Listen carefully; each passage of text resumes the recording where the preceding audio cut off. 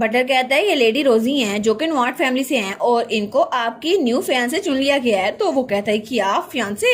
तो वो कहता है आखिर ये मेरी एज की क्यों लग रही है और क्या उन्होंने स्ट्रेटजी चेंज कर दी है? आखिर मेरी इतनी चालाक आंटी ने ये सब कुछ कैसे होने दिया? तो बटर कहता है लेडी को अर्जेंट मैटर की वजह से जाना पड़ा। तो हमारी कहती है फिक्र ना करो, काउंटर्स दोबारा कभी नहीं लौटेगी, हमने उसका इंतजाम पहले कर लिया है। तो वो कहता है क्या तो मेरी आंट की जगह अब तुम लेने वाली हो और तुम नॉट फैमिली से हो है ना, तो तुम भी मेरे रिलेटिव्स की तरह होगी। तो वो सोचती है अपने खुद के रिलेटिव से इस्तेमाल होने के बाद अब ये किसी पे ट्रस्ट नहीं करता, स्ट्रेंजर्स पे तो बिल्कुल भी नहीं। तो वो कहता है चल जाओ यहाँ से, मैं जल्दी ही एनरोलमेंट पेपर्स तैयार कर लूंगा। तो रोजी कहती है लेकिन मेरी बात तो सुनो। वो कहता है बस यहीं पे रुक जाओ, मेरे जरा करीब ना आना, और मैंने तुम्हें कहा ना यहाँ से निकल जाओ तो निकल जाओ यहाँ से। तो हमारी मुंह बना लेती है। वो कहती है हाँ बिल्कुल तुमने यही कहा, लेकिन सब बिल्कुल ठीक कह रहे थे कि तुम एक एरोगेंट डिस्ट्रस्टफुल बॉय हो जो कांटों से भरा हुआ है। वो कह रहा है क्या आखिर किसने मेरे बारे में ऐसे बकवास की? वो कहती है तुम्हारी बॉडी अभी गुड शेप में नहीं है तो तुम्हें चिल्लाना चाहिए, वरना तुम्हारे गले में जो वोकल कार्ड थे ना वो फट जाएंगे। तो वो कहता है क्या, और वो तो बिल्कुल खामोश हो गया था। तब वो कहता है क्या सच में तुम फिक्रमंद हो रही हो? तो तभी ईथन वो डायरी में लिखता है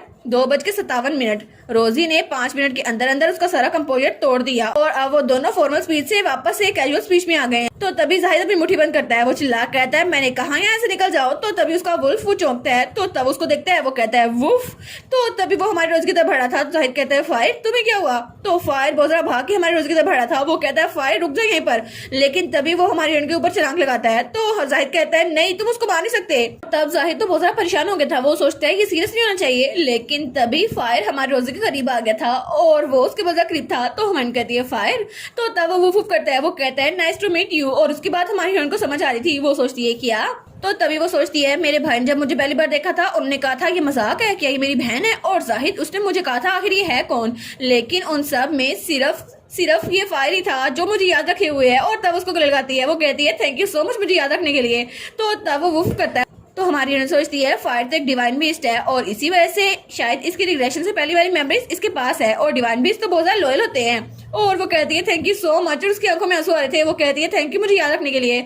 और वो सोचती है रिग्रेशन से पहले जब मैं यहाँ वापस आई मैं तो प्रिजन में बहुत ज्यादा रोया करती थी और मैं अपने भाई को याद करती थी, और तब जाहिद मेरे पास आता था कि रोजी प्लीज तुम मत रो, लेकिन उसके सामने जब मैं रोती थी तो वो कहता था मेरा दिल दुखता है, और हर वक्त जाहिद मुझे कंफर्ट करता था।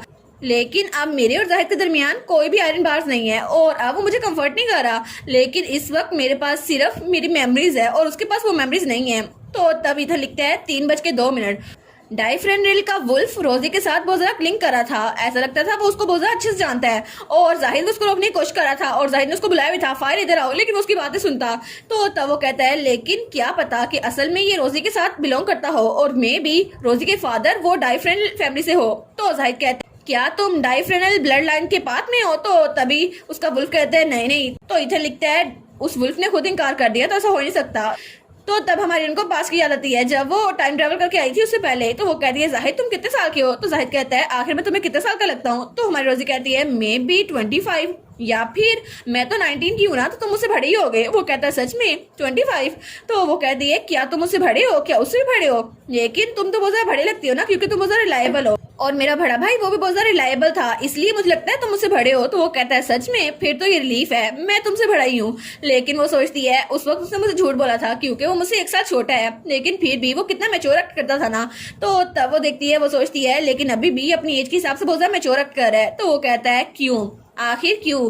फायर मेरे अलावा कभी किसी के पास नहीं जाता, आखिर वो तुम्हारे पास क्यों आया है? तो वो तो हमारे उनके साथ बड़ा ज्यादा खुश था। तो हमारी कहती है शायद मैं यहाँ पे एग्जिस्ट कर रही हूँ इसलिए। तो तभी इधर लिखता है 3:21 रोजी ऐसी कुछ बोली जा रही है ताकि जाहिद के टेंशन उसकी तरफ आए। तो जाहिद कहता है क्या? तो वो कहती है हाँ इसके अलावा तुम्हें नहीं पता कि मैं अब तुम्हारी फियांसे हूँ, तो तुम आराम से अब मूव हो सकते हो। तो वो कहता है सडनली इसका क्या मतलब है? तो वो कहती है मैंने मैजिक टावर को कमीशन दिया है कि वो तुम्हारे लिए पोशन बनाए, इसलिए तुम्हें फाइनेंशियल डिफिकल्टी भी फिक्र करने की जरूरत नहीं है। और नॉर्मली मैजिक टावर तो ये बंद कर चुका था क्योंकि उनकी प्राइस बहुत ज्यादा गिर चुकी थी, लेकिन मैंने उनकी हेल्प की और अब वो मेरी हेल्प करेंगे उस पोशन को बनाने के लिए जो तुम्हारे लिए जरूरी है। तो तब वो सोचता है सच में वो पोशन तो सिर्फ मैजिक टावर ही बना सकता था, इसलिए मुझे लगा था मुझे कभी नहीं मिलेगा। लेकिन हमारी कहती है मैंने उस बैंकरप्टी को रोक दिया और अब वो मेरे साथ हेल्प करने वाले हैं क्योंकि मैंने 137 billion gold coin magic tower में इन्वेस्ट किए हैं। और उस मनी के साथ उनकी बैंकरप्सी रुक गई है और मैजिक स्टोन की जैसी प्राइस हाई हुई है ना, मेरे सारे मसले हल हो गए हैं। और ये सारा काम मैंने स्कूल बस करवाया था, इसलिए ये सारा काम बड़े आराम से हो गया। तो मैंने उसको रिक्वेस्ट की कि सारी इन्वेस्टमेंट वहां पे कर दे ताकि कामिंग पोर्शन बना सके। तो हमारी रोजी कहती है वो पोर्शन जल्दी आ जाएंगे, तो तुम फिक्र ना करो, तब तक के लिए तुम यहाँ पे आराम से रह सकते हो। तो वो कहता है कि लेकिन अगर मैजिक टावर वो बना ही रहा है तो मैं खुद खरीद लूंगा, तुम्हें मुझे देने की जरूरत नहीं है।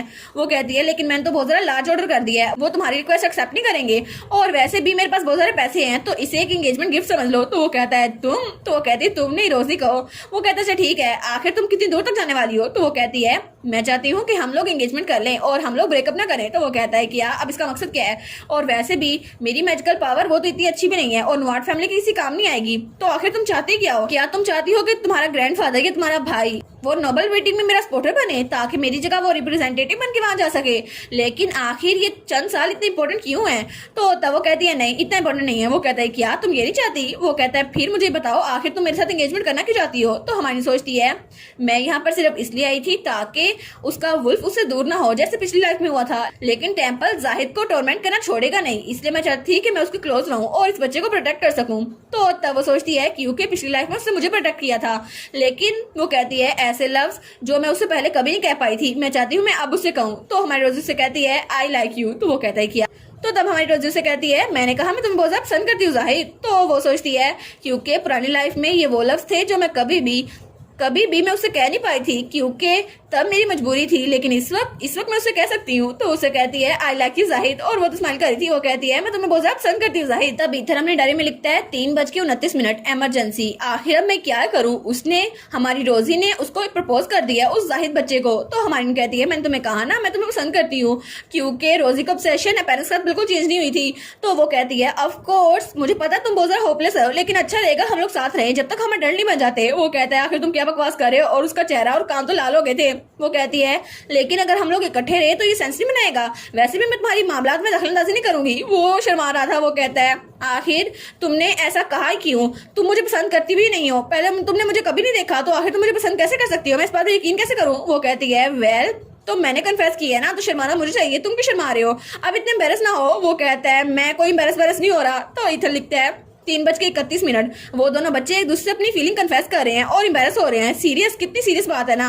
लेकिन आखिर ये बच्चे इतना हिलेरियस क्यों हैं? वो लोग ऐसे नहीं कर सकते, हालांकि उनको 13 साल का होना चाहिए मेरी तरह, ताकि वो प्यार की बात कर सके। और तब हमारी रोजी कहती है ठीक है तो ऐसा करते हैं, 15 साल तक इंतजार करते हैं, तब तक हम बड़े हो जाएंगे, ठीक है? और तब तक अगर तुम्हें मेरी बात समझ ना आई और तुम मुझसे दूर रहना चाहो तो हम ब्रेकअप कर लेंगे, ठीक है? लेकिन ऑनेस्टली एंगेजमेंट उसके लिए बहुत ज्यादा रिडिकुलस थी। तो वो कहता है तुम मजाक कर रही हो, उस उम्र में तो वो लोग शादी कर लेते हैं और तुम चाहती हो कि मैं तब तक तुम्हारे साथ रहूं? नो वे, ऐसा हो नहीं सकता। तो मैं सोचती है मैं पकड़ी गई, मुझे लगा था शायद वो मेरी बात सुन लेगा, लेकिन मुझे पता था। तो वो कहती है ठीक है अडल्टहुड तक, जब तक हम लोग अडल्ट नहीं बन जाते ना तब तक एंगेजमेंट कायम रहेंगी, ठीक है? तब वो सोचती है मेरा भाई जिसकी मेमोरीज चली गई थी वो भी मुझे पसंद करने लग गया है, तो अगर मैं ट्राई करूं तो मैं भी जाहिद जिसके पास कोई मेमोरीज नहीं है मेरी, वो दोबारा से मुझे पसंद करने लग जाएगा और डेफिनेटली तो मुझे पसंद करोगे। तो वो कहती है तुम्हें क्या लगता है क्या ये ठीक रहेगा? तो जाहिद वो कहता है ठीक है। ऑनेस्टली ये बात सेंस नहीं बनाती, लेकिन फिर भी मेरे पास कोई वजह नहीं है इसको मना करने के लिए, तो चलो हम लोग जब तक अडल्ट नहीं बन जाते हम लोग एंगेजमेंट कायम रखेंगे। तो हम कहती है क्या सच में? तो इथन कहता है वाओ, और वो डायरी में लिखता है 3:38 दोनों फाइनली एंगेज हो ही गए। तो वो कहता है ऑफ कोर्स मैं अपना माइंड चेंज कर लूंगा, लेकिन तुम्हें अपनी उम्मीदें हाई नहीं करनी चाहिए। वो कहती है हाँ मैं अपनी होप्स हाई नहीं करूंगी, और वैसे भी तुम तो मेरे प्यार में पड़ने वाले हो। तो तभी इथन लिखता है अब वो लोग अडल्टहुड तक अपनी एंगेजमेंट को कायम रखने वाले हैं, ये तो अच्छा है, लेकिन अगर उनमें से किसी एक ने भी अपना माइंड चेंज कर लिया तो ये खत्म हो जाएगा। तो हमारा हीरो कहता है तो तुम्हें अपनी होप्स हाई नहीं रखनी चाहिए, मैं तुम्हें पसंद नहीं करता। वो कहती है हाँ पता है। और तब इथर उसकी तस्वीर बनाते हुए कहता है मुझे यकीन है कि जल्द ही फ्यूचर में वो तो रोजी से मिन्नतें करेगा, प्लीज मुझे ना छोड़ो। हालांकि अभी वो बात कर रहा है वो एंगेजमेंट तोड़ देगा, लेकिन जैसे ही वो अडल्ट बनेगा ना तब तक रोजी उसको बहुत ज्यादा पसंद आने लग जाएगी। ये बात मैं लिख के दे सकता हूँ उसके भाई के तौर पर। और इसी के साथ ये वाला पार्ट यहीं पर ख़त्म। तो आप लोग बताइएगा आप लोग को ये पार्ट कैसा लगा, और वीडियो को लाइक और चैनल को सब्सक्राइब लाजमी कीजिएगा। बाकी वीडियोस का लिंक भी स्क्रीन पर नज़र आ रहा होगा, तो काइंडली उनको भी चेकआउट कर ले। और thank you so much for watching my videos. Stay safe, bye bye.